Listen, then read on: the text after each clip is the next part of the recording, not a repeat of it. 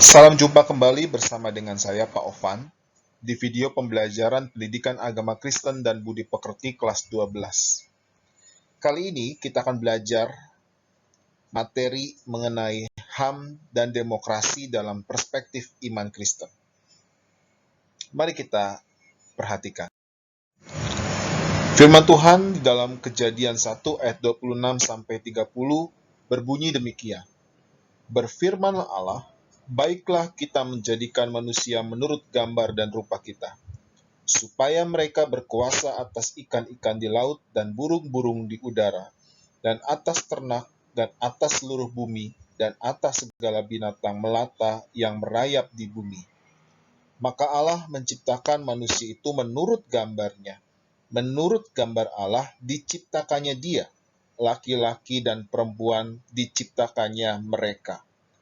Allah memberkati mereka, lalu Allah berfirman kepada mereka, beranak cuculah dan bertambah banyak, penuhilah bumi dan taklukkanlah itu. Berkuasalah atas ikan-ikan di laut dan burung-burung di udara, dan atas segala binatang yang merayap di bumi. Berfirmanlah Allah, lihatlah, aku memberikan kepadamu segala tumbuh-tumbuhan yang berbiji di seluruh bumi, dan segala pohon-pohonan yang buahnya berbiji. Itulah akan menjadi makananmu. Tetapi kepada segala binatang di bumi dan segala burung di udara dan segala yang merayap di bumi yang bernyawa, kuberikan segala tumbuh-tumbuhan hijau menjadi makanannya. Dan jadilah demikian. Siswa sekalian, Kitab Kejadian pasal 1 ayat 26-30 menulis tentang penciptaan manusia sebagai makhluk bermartabat. Manusia diciptakan segambar dan serupa dengan Allah, atau imago Dei.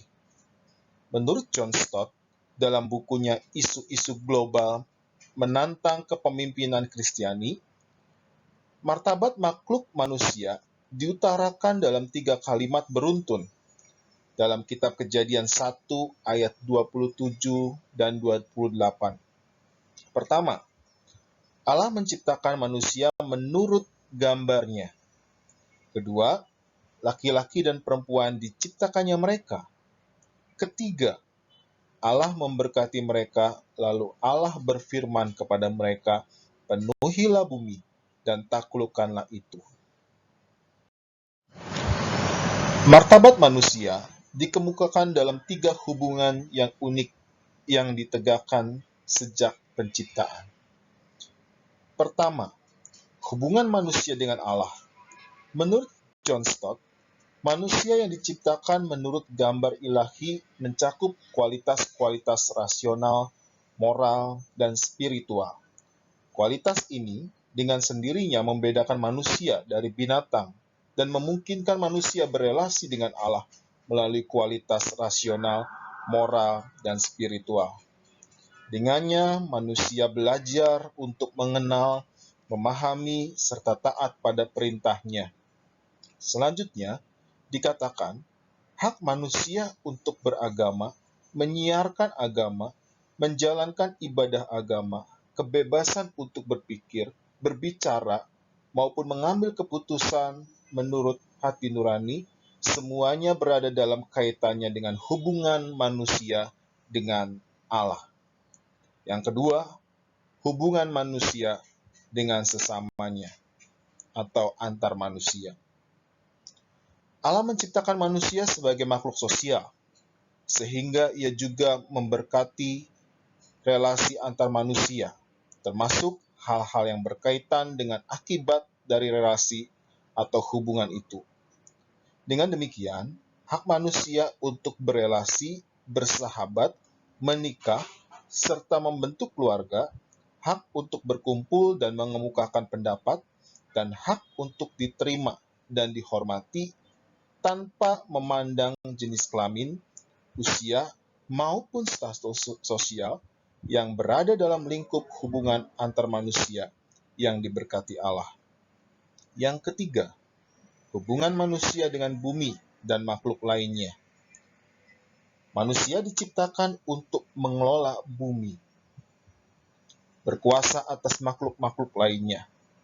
Dengan demikian, manusia diberikan hak untuk bekerja, memiliki karir, hak untuk beristirahat, hak untuk memperoleh sandang, pangan, rumah yang nyaman dan sehat, memperoleh hak untuk bebas dari penyakit, kemiskinan, keterbelakangan, dan hak untuk menikmati udara dan air bersih.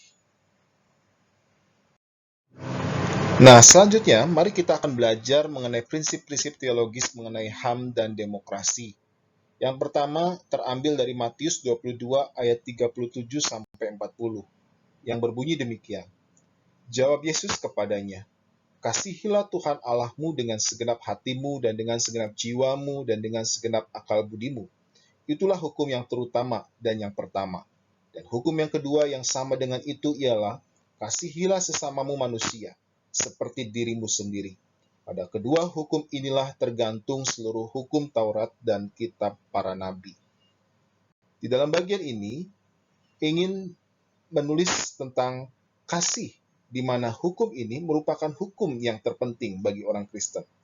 Bahwa hubungan manusia dengan Allah tidak terlepas dari hubungan manusia dengan sesamanya.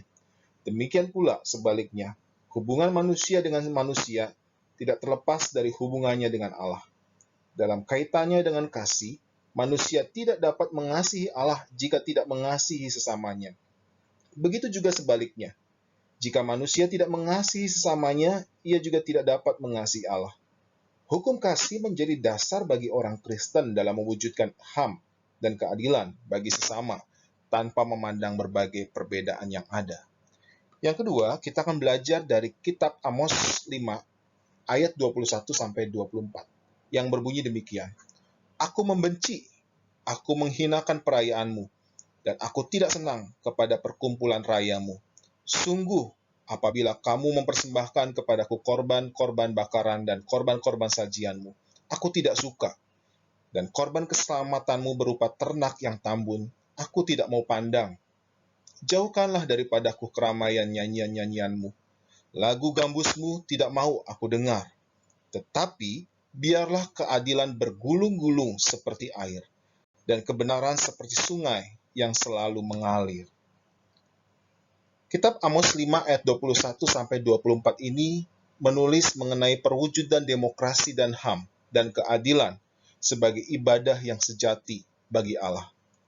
Jadi, mewujudkan demokrasi dan HAM serta keadilan bukan hanya sekedar tindakan yang mulia, namun merupakan ibadah yang sejati.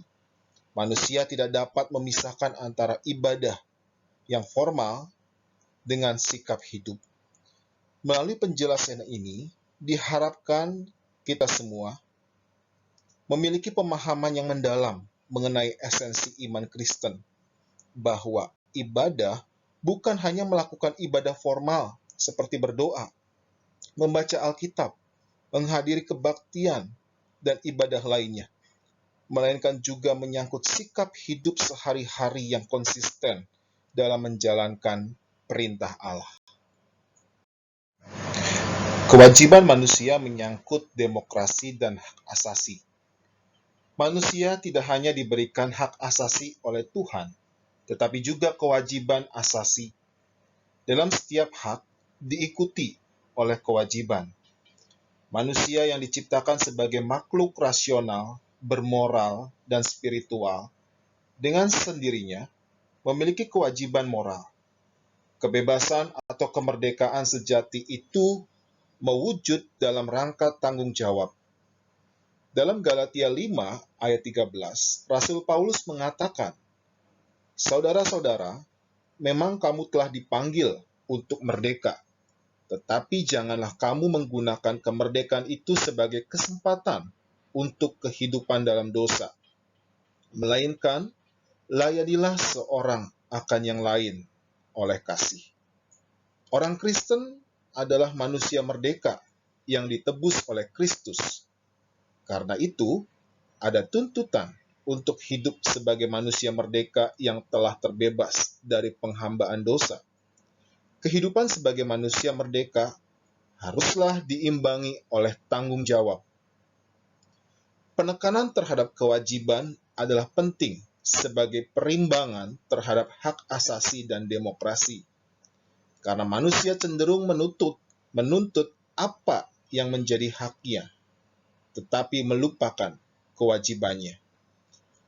Hal ini perlu ditegaskan, bahwa jika ada hak asasi, maka ada juga kewajiban asasi. Misalnya, apakah tanggung jawab seorang remaja Kristen di bidang hak asasi manusia? Jawabannya adalah menjaga hubungan yang baik dengan sesama, baik dengan teman, guru, anggota keluarga, maupun orang lain. Remaja Kristen juga dapat menghargai pendapat orang lain, menghargai sesama dalam berbagai perbedaan, berpikir positif terhadap orang lain, melaporkan kepada yang berwajib jika menyaksikan peristiwa pelanggaran hak asasi manusia. Itulah beberapa kewajiban asasi yang harus diwujudkan oleh remaja Kristen. Implikasi terhadap demokrasi dan HAM. Menurut kitab Amsal 14 ayat 31, siapa yang menindas orang lemah, menghina penciptanya. Pelanggaran terhadap hak asasi manusia merupakan penghinaan terhadap penciptanya.